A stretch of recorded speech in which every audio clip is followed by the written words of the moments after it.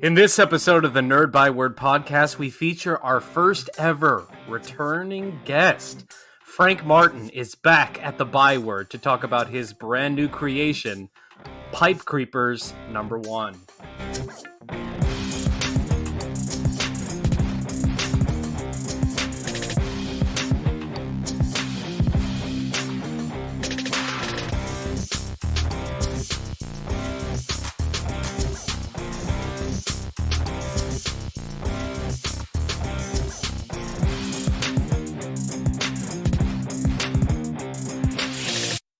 Welcome into another exclusive episode of the Nerd Byword podcast. And yes, in our Byword Big Talk, Frank Martin is back, boys and girls. Pipe Creepers #1 is currently running on Kickstarter, so be sure to check that one out. We'll talk exclusively with Frank here in just a few minutes. But first, you know and I know that it's time for...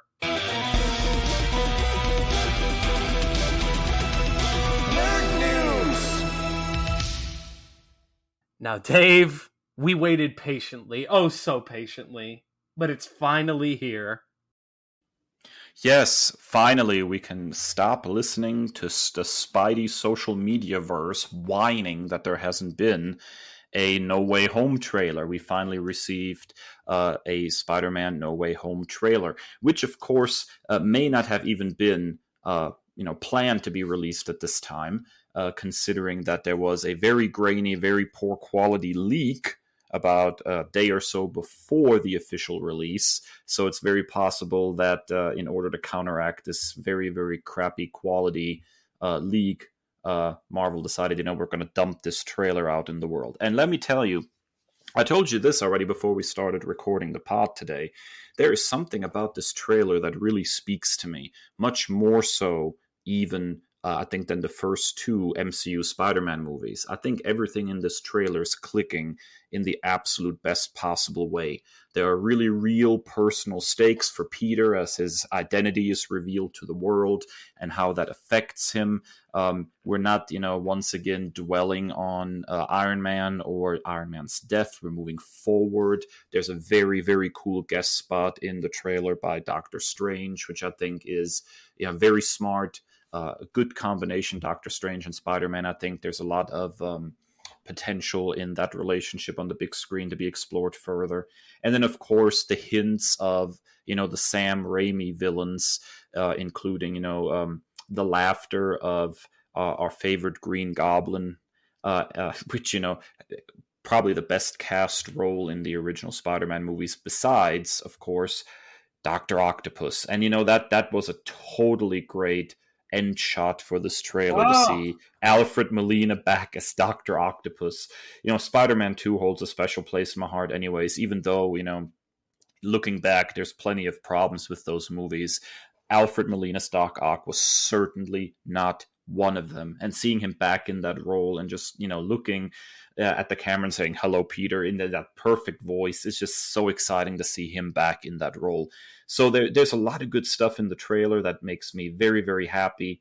I'll also freely admit a lot of people on social media have been complaining because there's been so many rumors that Tobey Maguire and Andrew Garfield are going to reprise their versions of Spider-Man in this movie, that is not in the trailer, to which I say, if they're actually going to pop up in this movie, that is not what I would dump in the first teaser trailer either. I don't even think I would dump that in any trailer, no matter how much speculation there is on social media and how many supposed leaks. It's much, much more fun to walk into that movie cold and suddenly, boom, there's Tobey Maguire's Spider-Man. I'd rather not know ahead of time. I'd rather not see that in the trailer. So anyways, I love this trailer. I'm more excited for this MCU Spider-Man movie than for the two previous ones. There is something about this trailer that really speaks to me, and I am very, very excited for the movie. Chris, as a total Spidey head, I'm very, very curious to hear what you have to say. What do you think, Webhead?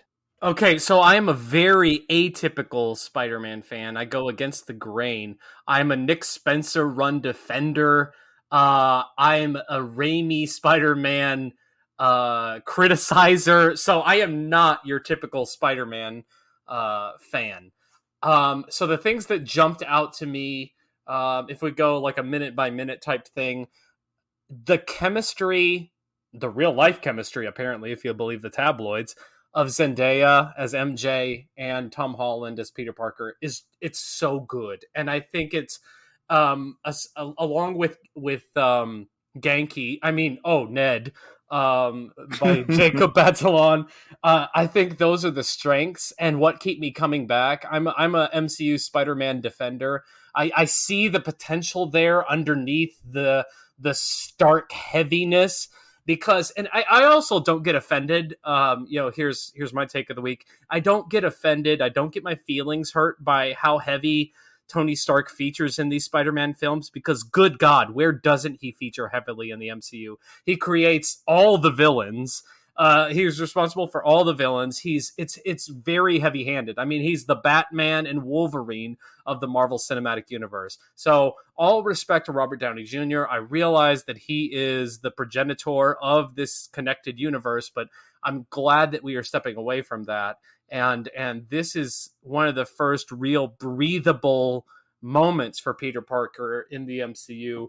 And I think, a lot of people are making the point that, Peter always had to have this father figure. It goes from Tony Stark, then it went to Nick Fury, now it's going to Doctor Strange. But for me, and Nick Fury was fine for me in Far From Home. I enjoyed Far From Home a great deal. And it lines up with a lot of the comics canon of, him trying to work with S.H.I.E.L.D. and play nice.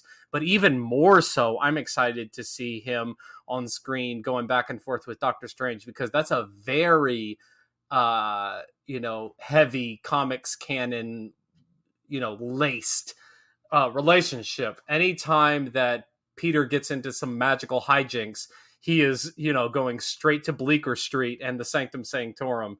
So there is a very rich history as far as their relationship goes to draw from. Some of my favorite Amazing Spider-Man stories are ones where Peter and Doctor Strange are teaming up or working together to figure something out. And it's very, very on brand that Peter would screw up seemingly the entire multiverse, and Steven would let him just because of something like this. I think one of my favorite memes to come out of this entire trailer, aside from the very, very New York, very Brooklyn, if you will, Doctor Strange with the hoodie and the parka. So there was a lot of great memes coming out of that look. Also, why is the Sanctum Sanctorum frozen? I can't wait to investigate that further. But my favorite one is like where Peter's interrupting him, like doing the spell, and he's like, "Well, shouldn't these three people?" And then they make the meme where Doctor Strange says, "Just tell him again." Like you can easily tell two or three people. We're trying to wipe out the entire world knowing your identity, Peter. Good God. So yeah, Peter just Dave, this.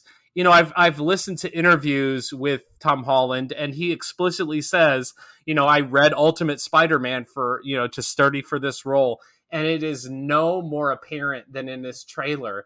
That whole fake it till you make it, and that's also why I love the previous MCU entries. The whole fake it till you make it, you're in way over your skis, and that's much more Ultimate Spider-Man than it is 616 proper Peter Parker. So, as that's my favorite comic book of all time, I keep coming back to this and excusing the Tony Stark stuff, but I'm very, very excited for this film. I mean, when I saw the pumpkin bomb and heard the laugh, and then when Alfred Millie, just the line delivery, Jesus, I'm a thespian at heart. The line delivery of just that simple, "Hello, Peter."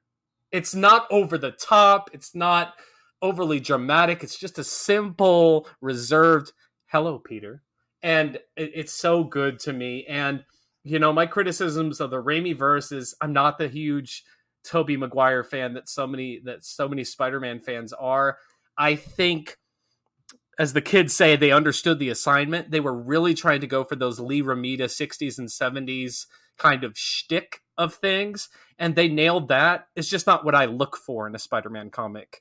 So I much prefer like Ultimate Spider-Man, a much more updated take on the character. I think, all respect to Tom Holland, here's my hot take of the week of the entire podcast, maybe. Andrew Garfield is my favorite on-screen Peter Parker, unless we're unless we're including Jake Johnson as Peter B. Parker in the animated film Into the Spider-Verse, which is an impeccable film that has absolutely no faults whatsoever. I think Andrew Garfield is the Ewan McGregor of the Star Wars prequels. He was really trying to lift a lot with Emma Stone. But I will also posit that her Gwen Stacy was so interesting because it was really MJ, because that is not the Gwen Stacy we were reading in the 60s and 70s, honey. Gwen Stacy in the 60s and 70s, and Kevin Ewing, I love you, but Gwen Stacy in the 60s and 70s by Lee Romita and Lee Ditko is one of the most boring characters that I've ever read in a comic book. But so I'm a big Andrew Garfield fan. So, and to your point, Dave, and I know I'm rambling, but you asked the Spider fan's opinion. I'm excited to see it. If they bring all three boys back, it'd be great. But I sure as heck would not put that in the teaser trailer. I mean, we just talked about last week, the Eternals teaser trailer didn't give us a lot. The teaser trailer here is the bare minimum. Here is the amuse-bouche of the meal. Here is a tapas, a single bite. You're not going to put that in the teaser. And to your point, I wouldn't put it in the trailer either. I was almost to the point where we're so close to the film. It's Christmas time, I think, right? So yes. I'm good. I'm good with just seeing it on screen for the first time. I was okay with getting no trailer at this point. I was just like, I want to be surprised. I love surprises. I don't ever ask for anything on my Christmas list because I want to be surprised. So don't show me that, please. Let me just experience that in the theater. So I actually have two things to add to the discussion after listening to your very, very carefully composed and well thought out rant. And that was with no script. I know, I'm very impressed. So first, I think it really, really needs to be pointed out that you and I are exactly on the same wavelength when it comes to Spider-Man movies, because Andrew Garfield was my favorite as well. And it is incredibly disappointing how very, very wrong they did him in The Amazing Spider-Man 2 by just giving him very, very much a subpar movie. And he was by far the best thing about it. So yeah, I'm a big Andrew Garfield fan as Peter Parker as well. I think he's probably my favorite take in live action on the character. Secondly, I do want to point out that there's been already a whole bunch of speculation on social media that Doctor Strange in this movie may not be really Doctor Strange because he seems to act, pun intended, strangely. And maybe he's Mephisto. He's Mephisto. because everybody is Mephisto in every Marvel project. I'm Mephisto, guys. I am Mephisto. Well, don't make me any deals, okay? So here's the thing, though. I just want to point out that casting a spell that he really shouldn't because it's dangerous is very much in line with the Doctor Strange that we have seen both in his own movie and in the Avengers movies. Doctor Strange is a cocky little turd when it comes right down to it, who is very much willing to go, in the wrong direction, so to speak, because he's way overconfident and a little cocky with his own abilities. So yeah, I would say that this is very much Doctor Strange, and I will be shocked, I tell you, if he turns out to be anything other than Doctor Strange. And I think a lot of the events in this movie, especially considering he mentions in the multiverse specifically in the trailer, is going to be a bit of a prelude to Doctor Strange in the Multiverse of Madness. So please get off the Mephisto train, for crying out loud. Do we even need Mephisto in live action in the MCU? Do we really need the Marvel version of the devil running around? Don't we have better villains than Mephisto of all people? Stop looking for Mephistos where there are none. Just let Doctor Strange be Doctor Strange. Good golly, people. A Skrull was the other one I heard. It's Secret Invasion. It's a Skrull. And I think another good meme that I saw out of this, it's the SpongeBob one where he's looking for the suspects and the wanted poster is SpongeBob, and it's like Doctor Strange looking for who effed up the multiverse. So, yeah, that's about right. And very much in character. So it's funny because everybody was like, oh, Wanda screwed up the multiverse, and this is going to lead into the Multiverse of Madness because she's confirmed to be there. Oh, Loki and Sylvie screwed up the multiverse because that's going to lead right into, and they're confirmed to be in Multiverse of Madness. And then you said, and then you have Doctor Strange saying, "Hold my beer." When it comes, that's to what it comes down up. to. Absolutely, yeah. So I totally agree with you. If you've ever read anything with Doctor Strange, you know that he is a textbook narcissist. I mean, just watch the first 10 to 15 minutes of the Doctor Strange film for a sense of who that character is. I totally agree. So let's get off the Mephisto train and just really enjoy what is shaping up to be a fantastic Spider-Man movie on the big screen. I'm very, very excited for what we've seen so far. This has the potential to be a real fantastic little movie. All right, Chris.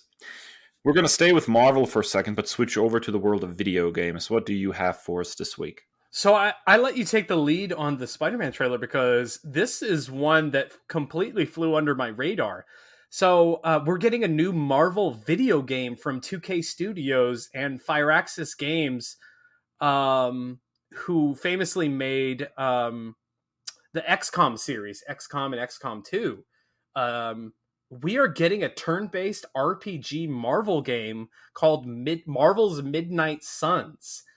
This was revealed in a trailer at Gamescom's opening night. And it features a really interesting roster. So if you're familiar with the comics canon of Midnight Suns, you're thinking of the anti-heroes and heroes that are aligned with the occult. You're thinking of Blade, you're thinking of Doctor Strange, Morbius, the living vampire. But the playable characters that have been confirmed for this game are Iron Man, Wolverine, Logan, Ghost Rider, Robbie Reyes, Blade, Captain America, and Captain Marvel. And they're battling a supernatural foe known as Lilith, which has a deep, Marvel Comics history, is trying to take over mankind. I believe she's like the mother of demons or something like that. But the gameplay, the announcement trailer was fascinating to me. Also, my fellow mutant fans will be happy to see Illyana Rasputin Magik be making an appearance as a playable character as well. And then on some of the articles that I read, that the main character will be completely customizable as far as gender and appearance and all of that. And then you'll be accompanied by these other supporting heroes in your turn-based RPG team. So I'm very, very fascinated to see this. I went through a good stretch of my gaming history where I couldn't afford to pony up for big console games. So I played a lot of free-to-play mobile games, and turn-based RPG really became quickly my bread and butter. But Midnight Suns is set to be released in March 2022 on PlayStation 4, PlayStation 5, Xbox Series X and S, Xbox One, Nintendo Switch, Steam, and the Epic Games Store. We're also looking for a gameplay trailer to come out very soon, September the 1st. So, Dave, I'm super excited about this. I'm happy to see mutants being featured heavily again now that the whole film rights debacle is over. Now, whether or not we're super happy with Disney just buying out everybody, that's another story for another day. But I'm excited to see Wolverine and Magik represented here in a big time Marvel video game again. Yeah, this one looks really interesting to me on a number of levels. I will freely admit I'm not the biggest XCOM guy. I am a fairly decent fan of Firaxis because they're involved in the development of Civilization games, and I'm a big fan of Sid Meier's Civilization games. So, turn-based games in particular, I'm very, very fond of. I could never really get into the XCOM games because there's a strategy element. I'm much more of like a traditional Final Fantasy fan, with that kind of turn-based RPG. And if this game leans a little bit more in that direction, I think this could end up being one of my, all-time favorite games. A really, really good media tie-in game that has kind of a sheen of an turn-based RPG really, really works for me. Both of the most recent South Park games, the Stick of Truth and the Fractured But Whole, were both. You notice I left that hesitation in there very, very targetedly. Both of those games were absolutely fantastic, and I played both of them to completion. I just love a good turn-based game. And so I'm really hoping they do the right thing with this game. And I'll be right there in line to purchase that. I think it's supposed to come out on Switch as well, which is really where I'm at home right now. So, yeah, I'm very, very excited for this one. I think this one has the potential to really, really be a frequent go-to game for me if it's, the kind of RPG that I'm into. Yeah, and as I've chronicled on the show before, my health issues with cerebral palsy and my delayed reactions make turn-based RPG all the more appealing to me, because I feel a lot of pressure to play games that are quick. You got to react. And with turn game stuff, I can pause the game, clear my head, take my time to really make like an educated decision on what I want to do next. And it's a lot of big brain thinking, as the kiddies say. So I'm really excited about this one. Some of my favorite characters being brought to the video game universe. And I'm a sucker for creating your own character, customizing it. Red Dead Online. I love customizing Eivor on Assassin's Creed Valhalla, which has taken up all my free time now with the Siege of Paris being live. Oh man, I'm telling you, Valhalla, Dave, you got to get Valhalla. I'm telling you, I can't nerd commend this enough. One of these days, Chris. Just get that baby to play with you. Give him a little bit more age, and I definitely will get him hooked on games. Then we'll get him to ready to run on the river raids with us. Oh yeah. All right, that wraps up our nerd news segment. What did you think of this surprise drop of the Midnight Suns? And perhaps more importantly, what are your thoughts on the No Way Home trailer? Be sure to hit us up on social media at NerdByword on Twitter and Instagram, or at That Nerd Dave, That Nerd Chris individually. After this, our first break, we have our first returning guest. We didn't scare him off the first time. I'll see if I can do that this time around. Frank Martin comes back to talk about Pipe Creepers #1. So if you're a horror fan, stick around.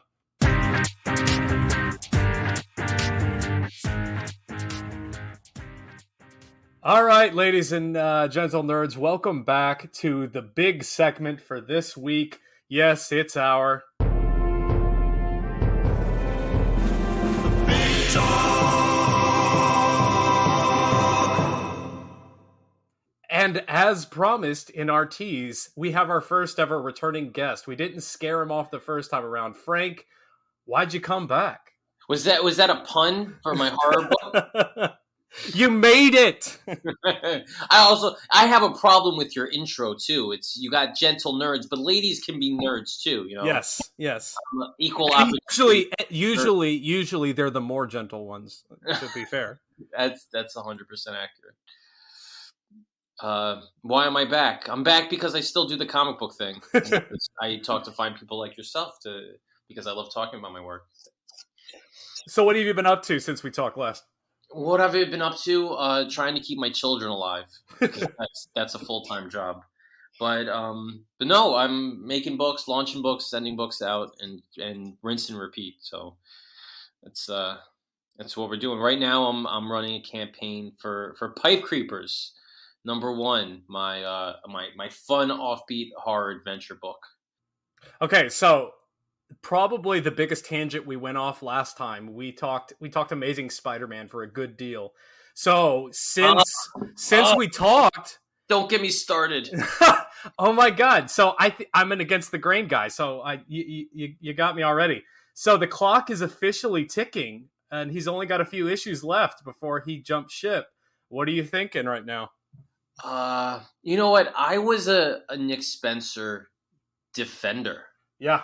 I mean, defender is a strong word. I I thought it had its ups and downs. I thought it had its good moments, but I have no idea what's happening, what's going on. Some of these books, they're just, he's built up so many characters and so many plot threads that it's off the rails at this point. I mean, in the last, somebody should add up the amount of editor notes in all of these books referencing obscure events in Spider-Man history. It's like that's all it is. It's one big Spider-Man encyclopedia, and it's like I really don't care anymore. I'm done. So I think editorially speaking, a lot of these books are a mess. Like they must have gotten the script and they were just like, okay, whatever, let's just do this. Yeah, I'm not. All due respect to Nick Lowe, but like editorially speaking, I tend to agree with you. See, it's funny because I've kind of come around the other side of it. I think here at the home stretch now, is it a mess trying to jump back and forth between different titles week after week? Yeah, I think will this read better probably as an entire omnibus. Probably so. So you're not having to. I think the week to week thing is the big tie up. But I really dug what he did. Did you read 72 this past week? Yeah, I think so. I was a fan. I was a fan of that. I don't know if we want to spoil that or not. But the whole Norman thing, it made sense to me. And a lot of fans were like, "Oh, this no way." And I think I dug it. I dug the whole Norman because that's so on brand for Norman. Norman would do something like that. I think I'm tired of it all. Like it's the same shtick, you know. And I'm kind of past it all. I'm ready for this to be over. I'm ready for the next. I will say that I am wholeheartedly excited for Spider-Man Beyond and what's coming. So I'm a big fan of most of the writers, if not all of the writers that they've got lined up on that kind of rotating roster. I immediately have a chip on my shoulder for that because they called it Spider-Man Beyond. Like, friggin' Batman Beyond owns that. You can't do that. Oh, I forgot you're a big Batman Beyond guy. Yeah, I am a big Batman Beyond guy. I'm like, it's already it's owned. You can't. It's done. Yeah, you got to choose something else. You got to choose a different title. But it does look kind of cool. It is filled. You know what I just read today, which was incredible. I read Spider-Man Life Story Annual #1. Oh, I need to go read that one because I really dug the whole series. I had like an epiphany reading this because I'm in the middle of writing a blog post about it, and I go into detail because I wrote a blog post maybe a year or so ago about we're off on a huge tangent here, but yeah, I wrote a blog post about a year ago or so called "The Status Quo of Comics," and in it I used Dr. Octopus as an example.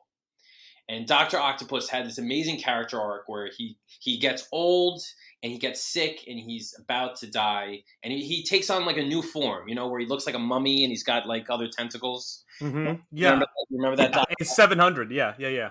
So then it was the Ends of the Earth storyline and he was about to die and he became Superior Spider-Man. And then he became a robot. He was in like the Living Machine or whatever that thing is called.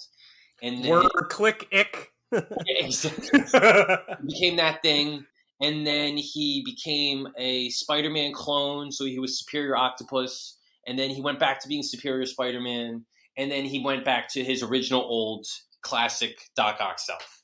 So it was like this big journey, this big cycle that came all the way around, and now he's just back to his old regular guy. And I'm like, this is what comics is. It's the status quo. Everything, no matter how long it takes, will eventually return to the status quo. And the reason I bring this up is because the concept of life story subverts that entire notion.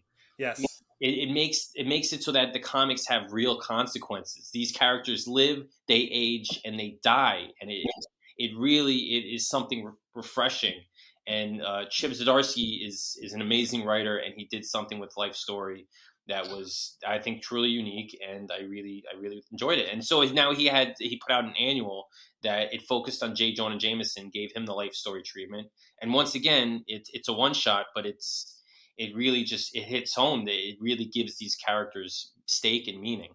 See, it's funny you say that because I'm a huge fan of Zdarsky's Spectacular Run that was a couple years ago, and I think it's supremely underrated. I think it was issue 310.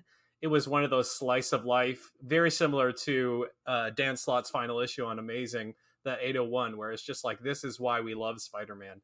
That was a phenomenal issue. That was yes. really a phenomenal issue. Where you have like, it's like those panel by panel of just everyday people. Like, this is what Spider-Man means to me. So yeah, I'm a big Chip fan, and I think he's wrapping up Daredevil, right? So I don't think there's anybody who's not a Chip fan. Like, I haven't met anyone that says, I wrote this. I don't know. I haven't read everything he's written, but of the stuff that I have read, I don't think there's been anything that I haven't liked. So okay, so we're gonna. So what are we, like 15 minutes into this thing? I know, but we're gonna go. We're gonna lean in a little bit because we just talked in the Nerd News segment about the long-awaited trailer for No Way Home. So just give us your quick reaction. I'm easy. I'm a simple guy. I get excited pretty easily. So, you know what? I don't watch trailers. I don't know if I've told you this. We've spoken about this before, but I purposely stay away from trailers because I like to go into movies completely blind and fresh. Like, for instance, I'm super excited for Dune. I'm totally pumped for it, and I haven't watched a single trailer. Are you going to watch the speedboat in your bathtub by watching it at home? What? What is? Oh, you didn't see that? Yeah, Villanueva came out and said that this is, the whole the whole Nolan, Christopher Nolan type thing of like the auteur. It has to be watched in a cinema. Watching my film at home is like driving a speedboat in a bathtub. Yeah, I saw. I know he made some sort of comment where he wants people to watch movies, but you know what? I agree with him. It should be watched on the big screen. But dude, I got 3 kids. Yep. I got a very long day. I really love the fact that I could just come home, sit on my own couch, watch a show, and then go upstairs and go to sleep. There's a lot to be said about that. Especially where home entertainment systems have come. They've come a long way. We're not watching it on a Zenith television anymore. No. So yes, I would love if I was a bachelor, a single guy, or if I didn't have any kids. Absolutely. I was going before my wife and I got married and we had kids. I was going to the movies like 3 or 4 times a week. Yes. There's nobody that loves the movies more than I do, but I'm not at that point in my life anymore. So this convenience is definitely a factor. Anyway, Spider-Man No Way Home. I thought the trailer was cool. By the way, I had to watch the trailer simply because it's so hyped. Yes. There was no way I was going to get around not watching it. I'm not watching it 17 million times and breaking it like people do. But they dissect every little aspect. People, I can't believe this is Mephisto. That's Mephisto. No, he's a Skrull. I'm like, how did you do you really have the time that you could watch it millisecond at a time and pick out all this stuff? But the only thing that's kind of weird is that they used as a jumping off point for the plot one of the most derided Spider-Man storylines in the history of Spider-Man. Right. But it should be pretty cool. It should be a lot of fun. And I'm totally. You know what? I loved. What was the second one they called it? Far From Home. I loved Far From Home. Loved it. It was one of my favorite MCU movies. I thought Mysterio. They nailed Mysterio. Oh my god! It was such a perfect. And what I've been an MCU defender, at least accused of it. But the Stark stuff is heavy-handed, and I said this earlier in the show, so bear with me, listeners. Yes, the Stark stuff is heavy-handed, but where in the hell in the MCU is it not heavy-handed? Every villain has a tie to Tony Stark in the MCU. He's like the progenitor of this entire universe. He's the Batman and Wolverine of the MCU. Of course he's everywhere.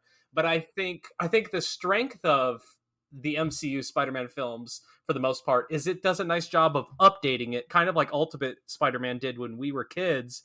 Like, Flash Thompson is not going to be this muscly bound jock. Teaching middle schoolers, I can tell you, that's what a bully is nowadays. It's a little spoiled rich kid who thinks he's better than everybody else. And the idea of Mysterio, like using drones and kind of like that NSA type thing, that's a perfect Mysterio for 2020 or whenever it came out. Yeah, I remember I overheard a conversation at my LCS. A guy was talking about how he didn't like Homecoming because the Vulture was Liz Allen's dad. And he's like, that's not how it's supposed to be. That's not how in the comic books. I can't believe they did that. I'm like, dude, who really cares? They changed it up. They switched it. They updated it. They're doing their own thing. Like, just roll with it. It was a great story. I enjoyed it. I liked Far From Home a lot more than Homecoming. Yeah. But the MCU has really changed the game as far as these comic book movies and franchises and stuff. And I realized it during Civil War, because so up until Civil War, everything was very plot oriented. Like they introduced something else to create a new plot, a new challenge for their heroes. But Civil War was a completely character orchestrated plot. Yes. They took two different characters that were on their own trajectories throughout this franchise, and they fabricated a plot based off of their histories rather than introducing a new element to it. And since then they've only exploded that, and we saw that in Far From Home, because they took one scene in Civil War and they built Mysterio's entire backstory around this obscure scene that probably everybody forgot was there. It's like a butterfly effect. Yeah, it is, and it's so cool that after 10 years they have so much on-screen history to build off of. And that's what we're seeing with What If too. They're taking all of this interconnected history and they're branching, and it's just an incredible time to watch. And I feel so jealous of the creatives that get to be involved in all of that process. Yes. But yeah, it's very. This is the stuff I feel so jealous of my son that's growing up. Like this is the stuff we dreamed the golden age. Yeah. So here we are. Okay, so real quick, any other nerd commendations for our listeners? Any comic shows, games that you want to recommend? You know what? I'm gonna say something that I guarantee nobody has ever heard of yet, and it's Spider-Man related. We're staying on this. This is Spider-Man. We should just scrap talking about Spider-Man related. But Spider-Man, I'm gonna Google this really quick because I don't even know what it's called. But there is a new Spider-Man show. I don't think anybody has seen it. And the only reason I see it is because I have little tiny kids. Are you talking about the one that's like on Disney Plus, like the recent one? Yeah. Spidey and His Amazing Friends. That's what it's called. It's like a PJ Masks of Spider-Man. It's Oh, yes. I saw a teaser for this a couple months ago. It just came out this August. They're like short episodes, but they have Ghost Spider and Miles Morales, and they're like little kids, and they go on these weird like Disney Junior theme episodes. And it's just cool because I put the show on for my kids when they have snack or lunch, and I'm kind of like watching it in the background because it's so cool that they take these characters and they could have hard, dark stories with them, and then they completely make them lighthearted for little kids. And it was just, I don't know. My entire Facebook feed is filled with nothing but nerd stuff, and I don't see anybody post stuff about this little Disney Junior show. Yeah, it's been on it was on my radar for a couple months ago. I need to throw this one on for my kids. Thank you for reminding me of it. If you're a 40-year-old man who lives alone, I don't recommend going on watching it. But if you have little kids and they need to watch something, why not check it out? You know what was for me when my now 11-year-old kid was growing up. It was the Superhero Squad show. It was super silly, super that was goofy, another good one too. Yes, but it was it was still something that you share with your kid. Like it's like really kind of a tadpole nerd type of show. Another good one is all the Lego superheroes. Yes, the Lego ones are great. Yeah, Lego Star Wars, Lego Spidey, and they're all super fun. They do a great job. All right, well, let's get back to business. The reason we're here today, talking about pipe creepers, where did the idea for this story come from? Any specific inspirations? This is a combination of two things in my life. Number one is I'm a Lovecraft fan, but even more than the Cthulhu mythos and the elder gods and all that stuff, I'm a fan of like Lovecraft stories that's outside of that stuff. The one-off short stories that nobody ever hears of, that he just has a great atmosphere of dread and kind of this foreboding feeling. And I wanted to write a story that's influenced by that, that's inspired by that, leans heavily into it. And also, personally speaking, I'm a chimney sweep by trade. So I've spent a lot of time in strangers' homes, going to their basements and exploring and looking at their stuff when we're really not So I wanted to combine this personal experience with my love for Lovecraft and create an original tale. So that's where the inspiration for Pipe Cubes came from. And the quick elevator pitch is that it's not chimney sweeps, it's plumbers, because I thought plumbers would be a little bit easier to work with. But two plumbers go to a creepy mansion. They go into the basement, and then they uncover a terrifying Lovecraft-inspired secret that wraps them in on an adventure that's over their heads. So I'm going to flip the question order a little bit because you made me think of this one. So the setting for the book, the house that you mentioned, it's very specific. I'm getting some personal experience vibes. Is there any particular house that inspired this one? There's not one house, but it's an accumulation of experiences, I would say. I live in New York. We got a lot of old houses here, a lot of big houses with basements that you can get lost in. Yeah. Places where they were originally built so that they have a coal chute on one side of the house that you have to cart coal all the way across the mansion in the basement to the other side where the coal furnace is. It's these places, they have like catacombs that you could really get lost in. So definitely I had different visuals in mind from personal experience when I was writing it. I remember growing up being small town Minnesota, being deathly afraid of my grandmother's basement. It was one of those very rudimentary, like they just slabbed stones together. Like it looked like a cavern. And like we had to go down there one time, like there was a tornado warning and they're like, you have to come down the stairs. I'm going to stand at the top of these stairs and I would rather die by tornado than have to go down in that freaking basement. Basements it's one of the things people don't think about. But since I've been in so many basements, I've learned a lot that basements really hold the secrets of a lot of families. People store stuff down there. They might finish it. They customize it. They tailor it, because it's not, when you have guests in your house, you don't immediately go into the basement. You take them into the basement when you feel comfortable with them or whatnot. So, and when you're a service worker, people don't really think about it. You just have to go into the basement because that's where the stuff is that you need to work on. You see their lives in full. They hang stuff on the walls, if they're hoarders, if they're neat.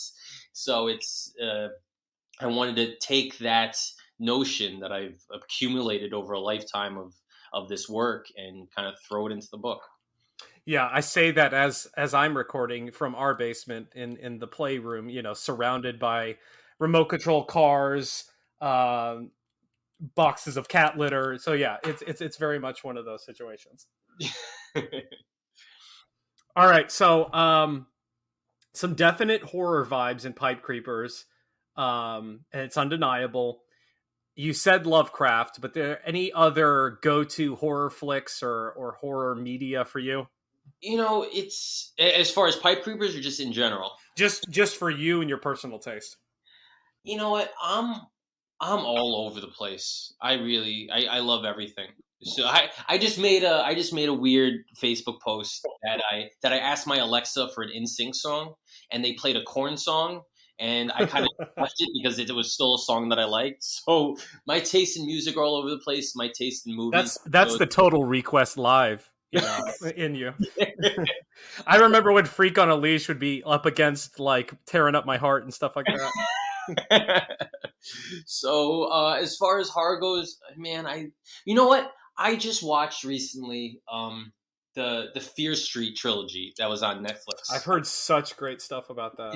It was really good, and while I was watching it, I had a little bit of like an epiphany and a revelation in that it's horror. It's definitely horror, but there's this other check mark box that it has where it's fun horror. Like if you're a horror aficionado and you love the genre of horror, you're gonna have fun watching this movie. It's not meant like if you watch Midsommar or what's that other all those other weird horror movies that are like kind of artsy horror movies, like Sinister, that's made to jump out and scare you. They're not fun, I mean, you can watch them, you can have a good time with them, but they're lacking that fun factor. And Pipe Creepers is definitely supposed to check that fun box off. It's not meant to be super gory or super scary. It's got a little comedic beats to it. It's a little offbeat, and it's quirky, and it's meant to be fun horror. It's not meant to be like scary in your face horror. It's kind of funny because it reminds me of the Polar Paradox, what you did with that first issue, of almost the Hitchcockianness of it, like the unseen things was really scary. You know what? I never heard Hitchcock when related to that book yet, but it does make sense. It certainly does. So what else is a fun stuff? Like Shaun of the Dead. Shaun of the Dead is definitely a horror movie. You can't say that it's not. Yeah.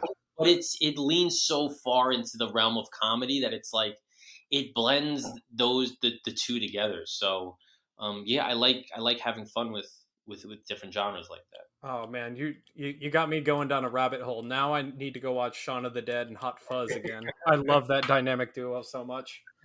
Yeah, I know what I haven't seen. I haven't seen the one with the alien, where it's Seth Oh, Rogen. it's so funny. It's so good. It's like it's one of those where you're like this is probably going to be really stupid, but I like really enjoyed it, and I was really surprised. And Seth Rogen voicing an alien is just pitch perfect. Well, you know what's cool when you say something.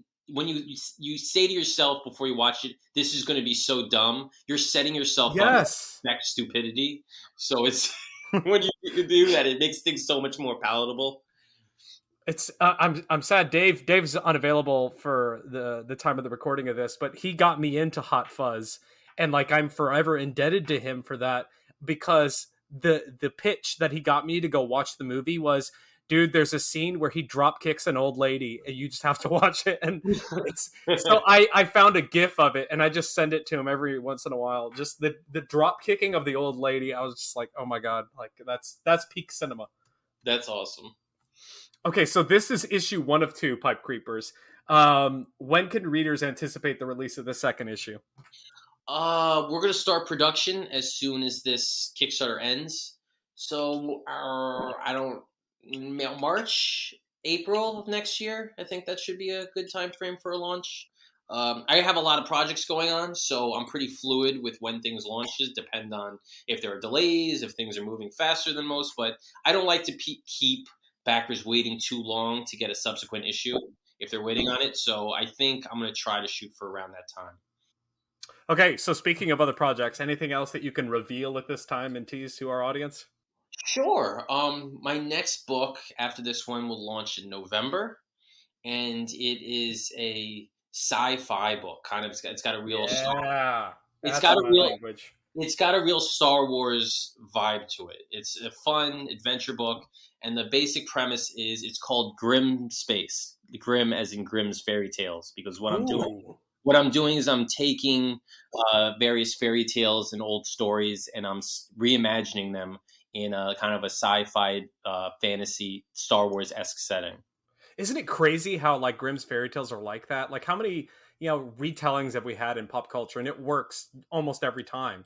Like that show Grimm was great. Like Once Upon a Time, like you could just do so much with timeless stories like that. Fables, Fables, yes. Yeah, so they're all over the place, and they're you know what's weird is because our introduction to those stories wasn't the original versions anyway. Right, exactly. So innately you have all these other layers you have to dig through to get to the real stuff. So it kind of sets itself up for. So yeah, I'm getting a little ahead of myself here, but I'm doing a follow-up Grimm Space issue with Pinocchio, and that's not what's going in November. That's way down the line. But anyway, I'm researching into Pinocchio, and I keep coming back to the Disney version because that's the most popular one. It's in everyone's head, but that's nothing like the original Pinocchio. So it's so weird to the most well-known iteration of a character is in its original form, which is so wild to think of. This will tell you what an oddball I am. When you say Pinocchio, I immediately think of Shrek. So. It's true. You say something and you could get 5 different people thinking of 5 different versions. All right. So, Frank, thank you so much for your time tonight. And one more time, where can our listeners go to support you and your work? I'm simple. I'm Frank the Writer. So you can find my website at frankthewriter.com or Twitter, Instagram, and Facebook. My handle there is @FrankTheWriter. So go find me. I'm pushing Pipe Creepers. It's going to end September 10th, and if you're into fun horror stuff, give it a look. Okay. Oh, real quick, what's some cool swag or incentives for your backers before we go? So what we got going on is I do a theme song for every one of my books. We have that available. I have a variant cover. I offer a foil version of the standard cover, and of course a bundle that puts them all together. I have a digital deluxe version that includes obviously the digital book and then some extra short horror shorts that have never been published. Well, what else we got going on? I got some commission tiers too for me and the art team. So a bunch of cool stuff you could check out, and also add-ons for all my other previous comics and my previous novels. All right, Pipe Creepers #1 live on Kickstarter right now. Go check it out. Frank, thank you so much for your time, man. Thank you as always for having me on. All right, a special thanks to Frank Martin for coming back and talking with us about Pipe Creepers #1, which is live on Kickstarter right now. So be sure to head over there and support that. A nice, really cool horror book. So if horror is your vibe, be sure to support a really, really good individual and a really talented creator. When we come back from this, our final break, we're going to hit you with 2 more nerd commendations.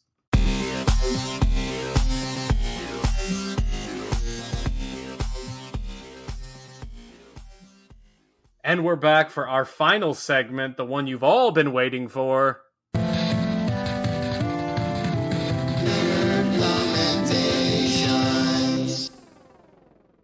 Now, Dave, every March, I don't watch a whole lot of college basketball, so I just pick the top teams.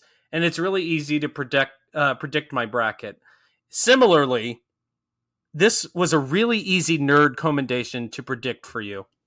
Hey, now, wait, what are you saying? I'm predictable? That's horrible, man. I'm going to have to start getting the weird stuff out again. I thought last week was the dead Wardians are returning. Yeah, really. I think I have my share of extremely weird recommendations, but in this particular case, I'm very much on brand. This one is your kryptonite. I wouldn't. Oh my God! So we need to talk about Superman 78, a comic book 6-issue miniseries that is set in the world of Superman the movie, famously directed by Richard Donner and featuring Christopher Reeve in the title role.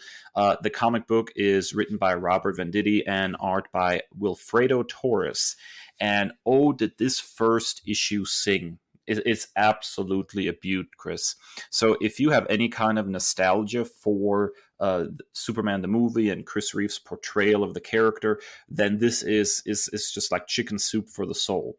But I also want to just point out that it is more than a new story set in an old movie universe. It's also very much quintessential Superman. Holy crap, is that Brainiac? Yes. Ah! So what they're doing here is, the first of all, we have fantastic banter between Lois Lane and Clark Kent. We very much are back to, Superman the movie and, previous iterations of the character where Clark is sort of a little clumsy and a little more mild-mannered in order to, perfectly disguise him so he can, move freely as Superman. He's very much saving people in secret again. There's a very cool sequence involving his heat vision and a purse snatcher. It's very much a quintessential Superman tale. There's a great fight between Superman and a robot that is very much a sort of drone, I guess, of Brainiac, one of his very best villains, I believe. And so bringing Brainiac into the world of Superman the movie is actually very, very cool. Solicitations for issue 2 already are hinting that Superman is actually going to try to consult with Lex Luthor, since he's a genius, to try to figure out what this robot is that he had to defeat in issue 1, which already points to some really interesting interactions. I'm just very, very pleased with the storytelling in this. The writing is very sharp.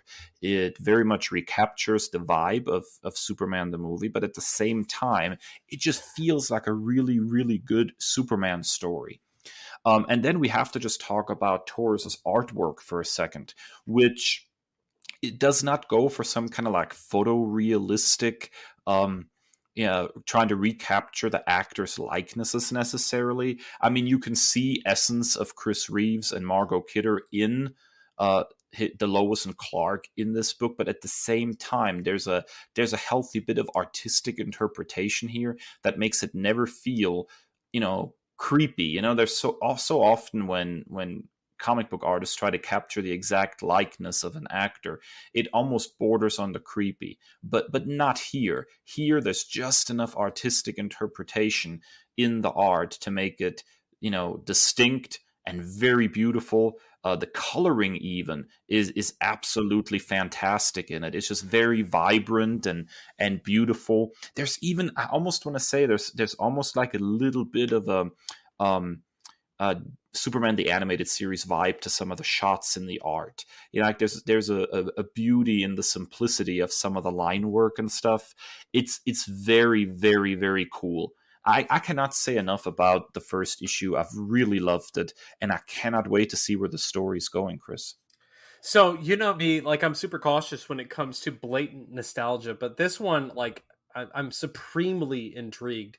I'm loving the art, and you absolutely nailed it. There are particular artists who go for a super photorealistic stuff, and sometimes it gives me the heebie-jeebies. It feels like Invasions of the Body Snatchers. But this one is just, it's beautiful. It's majestic. It's big. It's bold. And I already interrupted you before. Brainiac. Oh my God. Injustice 2. The most captivating thing about that game was the Brainiac character, and that arc was just so fascinating and terrifying. So I'm super excited to check this one out. I'm not as well versed in the film. I think I've seen it once or twice as you, but it really did capture, my heart for that truth and justice and all the things that we should try to emulate as a hero.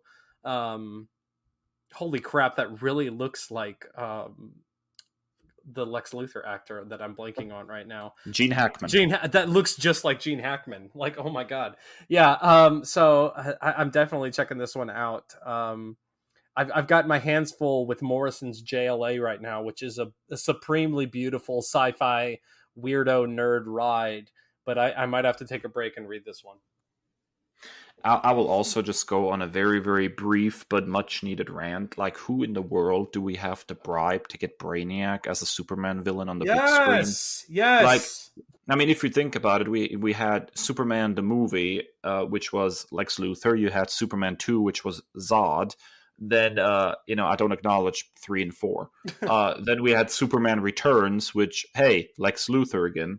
Then we had Man of Steel. Oh, wait, it's Zod again. Like, Superman has some fantastic villains out there. Who in the world do we have to bribe to get a Superman movie that actually features Brainiac as the villain?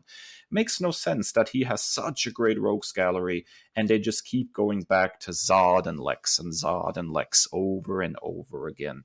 Heck, I would even pay to see the Eradicator as a villain on the big screen. I think in a lot of ways a more compelling Kryptonian villain than Zod. Is that the one I met in Rebirth? Yeah, kind of. I mean, it was the fight on the moon.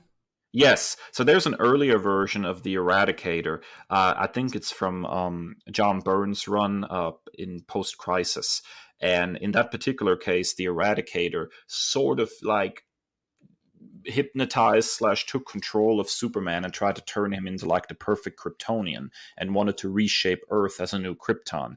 And so there's a very strong internal conflict in that initial series by John Byrne, where it's like Superman, how much is he Kryptonian, how much is he human, and how can the humanity overtake the Kryptonian, and Byrne's version of Krypton was very, very cold and sterile, and people, didn't reproduce naturally. They, made babies basically like in a lab, and so there was a sterility to that, and that kind of really comes through, like the humanity versus that coldness. It's just a very, very cool little arc, the way Byrne had written that.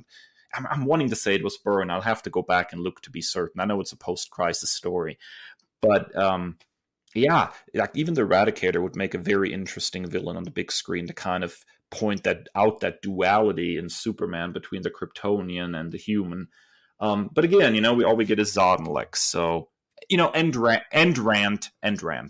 Maybe Brainiac's name, if we're being honest, it's a little silly. The name of Brainiac, but the character. So like when I first saw Brainiac, I was like, that sounds really goofy. But like the character is so compelling, like beyond the surface of just the name Brainiac. I mean, go for it. I totally agree. Yeah.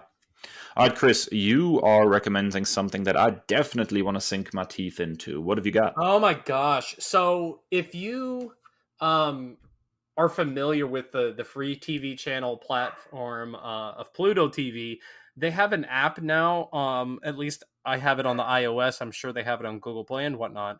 But it's really highly enjoyable. You have like a bunch of different channels that I think at least there used to be a 007 channel, which just constantly plays James Bond stuff. There's an action movie channel. There was a Walker, Texas Ranger. Just shut up and just turn it on. That was my show growing up. But you got me hooked on this, Dave. My favorite channel is the MST3K channel. And I could just put that on, and it helps me fall asleep at night, giggling in my sleep. And the nice thing about it too now is they have an on-demand feature. So I just search MST3K.